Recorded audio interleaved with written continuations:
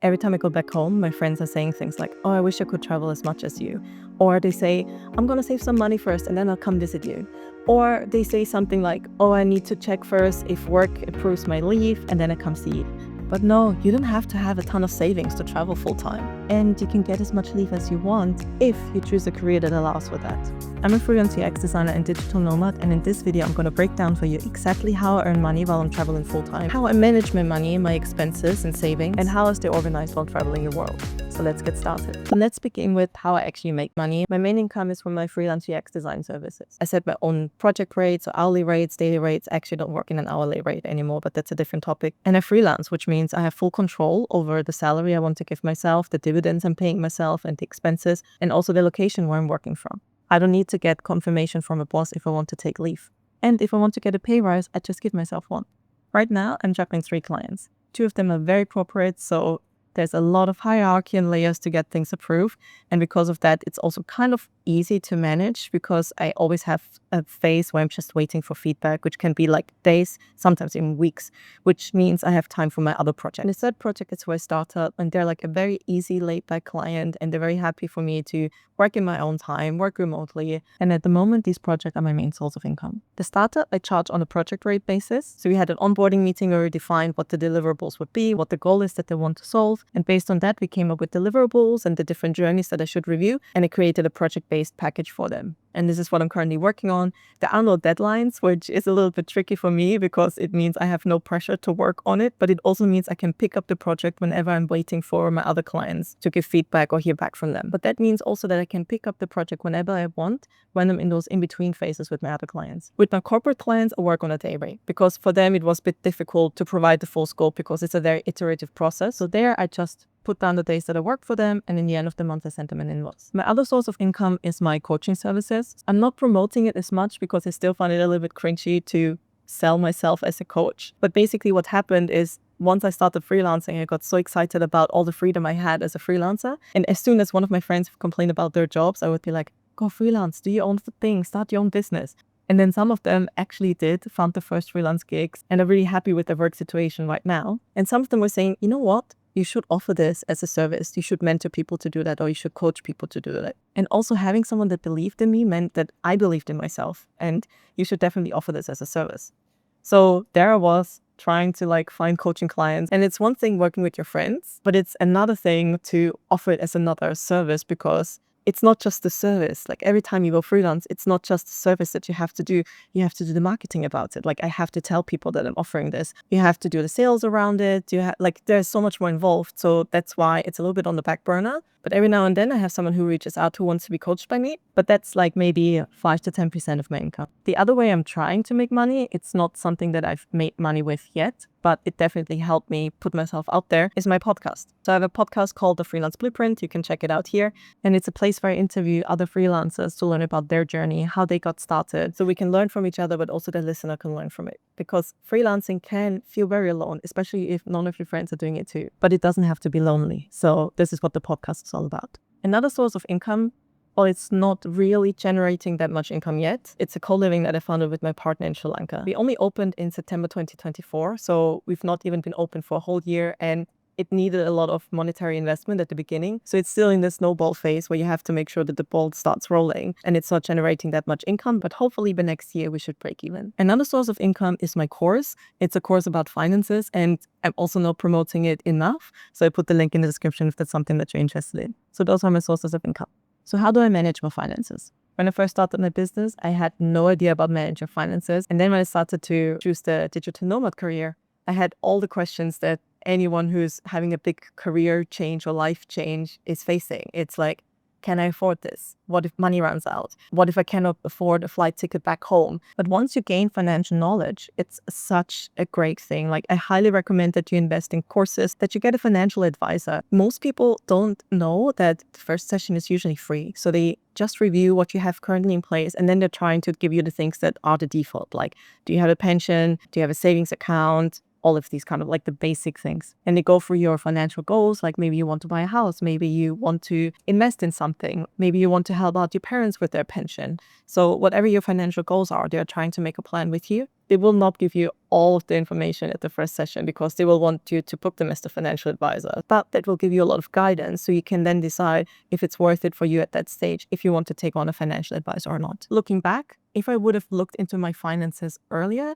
and it's one of those things that we always push back because it's a boring topic, it's daunting, it's not really exciting, but I wish I would have just done it earlier. I probably would have saved around like 10, maybe even 20K by now if I would have put the things in place that I have now already 5 years ago. But I mean, we can't go back in time. They always say like the best way to start with finances is like years ago, but the second best time to start is now. So if you get one thing from this video, it's like that you should look into your finances. On that note, if you're a freelancer and you're not sure what to do with your finances, I have a course about finances on freelancing before I decided to become a digital nomad. I was freelancing for about a year. So at that point, I already had an idea about how to manage finances, which was very, very useful for also managing your personal finances. It's one thing managing your business finances. It's another one managing your personal finances. And one of the biggest misconceptions, in my opinion, when it comes to traveling full time, people think it's so much more expensive than it is if you were to stay at home. And I disagree with that. But that also depends on what you call home. Before I traveled full time, my home was in London. And London is not a very cheap place. Back then, that was like in 2021, I paid £650 rent. And then on top of that, I paid for public transport, I paid for food, all of these kind of things. And that's almost 5 years ago. We had this whole pandemic, we had this huge inflation.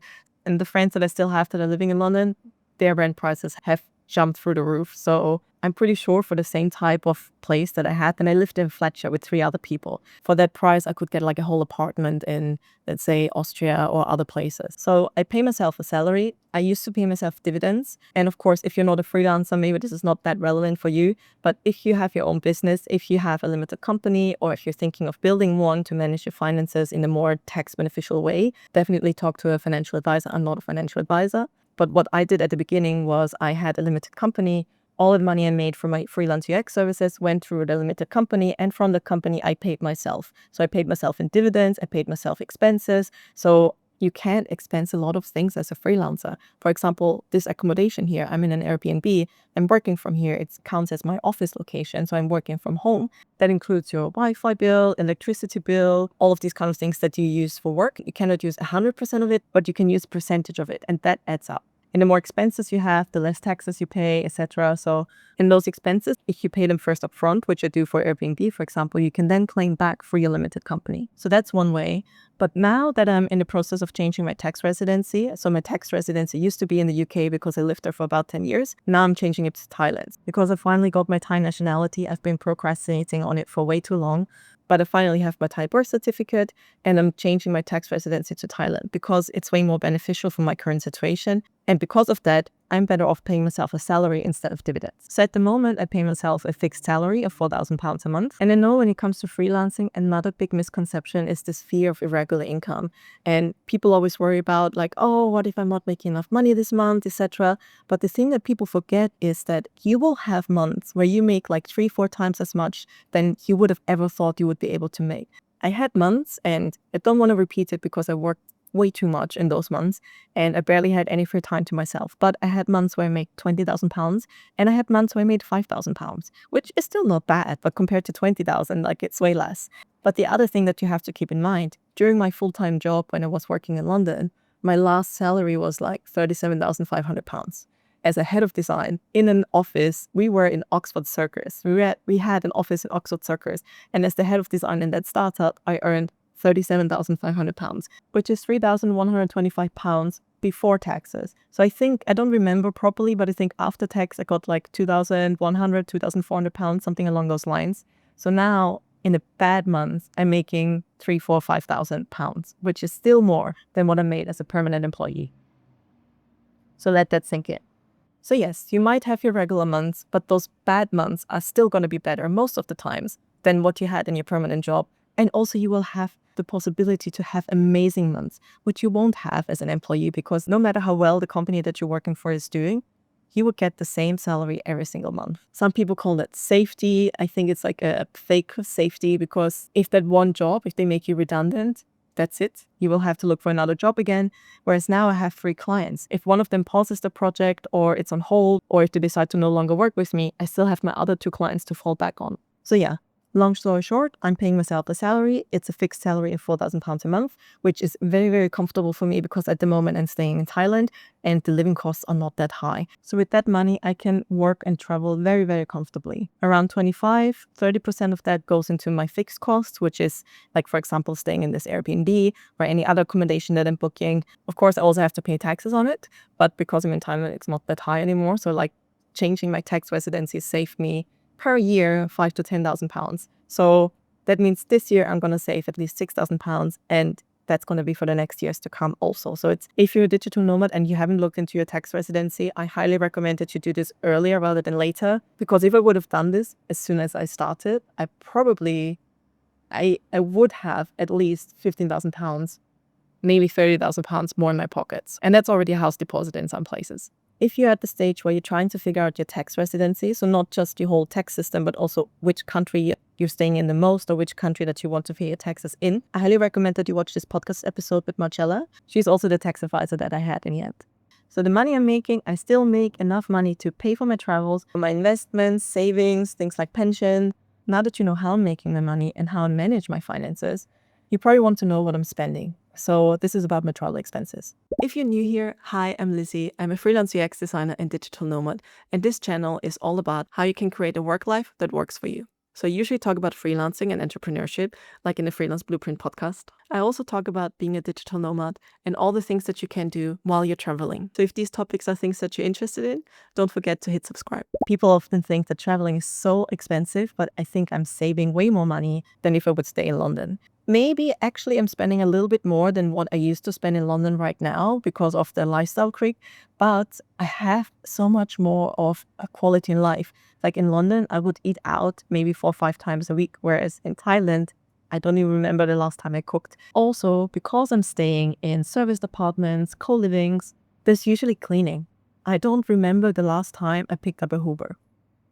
Like honestly, I don't know, because every time I go somewhere, there is cleaning service. And when I started traveling, I wanted to make sure that I'm spending less money than I was when I was having a home. So I divided my rent through the days of the month. So £650 by 30 days, which comes to about £21. So if I would book a hotel, if I would book an accommodation, Airbnb, co-living, I would usually try and find a room that's less than £21 a day. But again, there will be rooms which are a little bit cheaper. There will be rooms that are more expensive. So hotels can sometimes be cheaper. Co-livings are usually more expensive, but you don't just pay for the room. You also pay that you already have a co-working space there. You pay for the community. And maybe you don't know what a co-living is. If you're a digital nomad, I'm pretty sure you know what it is. If you don't, definitely check them out. And you will want to book your next stays only in co-livings. A co-living is basically the best of a hotel and a hostel. So you have the community of a hostel, but you have the privacy and cleanliness of a hotel. And on top of that, you have a co-working space. So there are different types of co-livings. There are co-livings for students, etc. But when I'm talking about co-living for nomads, it's a place where you usually have a private room and a co-working space. Of course, I also track my expenses. I have a Notion board where I track my flights and another Notion board where I track my accommodations. And I also write down how much I'm roughly spending on it and never look back at it, because especially the last couple of months, it's been a lot of flights because I went a lot between Asia and Europe for weddings, and also because I had to sort out my passport and my Thai nationality. And also because a lot of my friends are still in Europe, so I go there to see them. And then with the co-living, I have a lot of things to do in Asia. My grandma is in Thailand. And also because of changing my tax residency, I have to spend 6 months in Thailand. So this year was a lot of flights between Asia and Europe. And I definitely need to plant more trees. So in my Notion board, I write down, of course, from where to where I'm going, the date, which airline, because I'm not someone who collects points. I mean, I am, but I'm not specifically just booking one airline, because sometimes I'm flying away from Asia and then maybe it would be good to collect points with like whatever, Irregular. If you have one main airport, it probably is worth it if you collect points, because let's say you're based in the UK, then you can have an Amex, you can get your British Airways points on all of this kind of stuff. British Airlines might fly between England and Thailand, but from Thailand, if I want to fly from here to Sri Lanka, they don't provide that service. So I'm not going to book British Airways. I can't. I literally just book the cheapest flights that's available there and I collect points with all of them.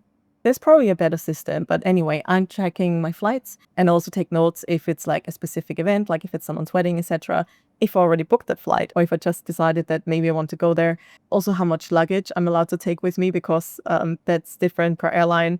Often domestic flights are like 20 kilos, international flights might be 25, 32. And then in my accommodation spreadsheet, I put if it's an Airbnb, how I booked it. Again, because if I book it on Airbnb or Agoda or somewhere else, I need to find the booking. I need to know like which login I had, which email I logged in with, where I can find the booking confirmation, things like that.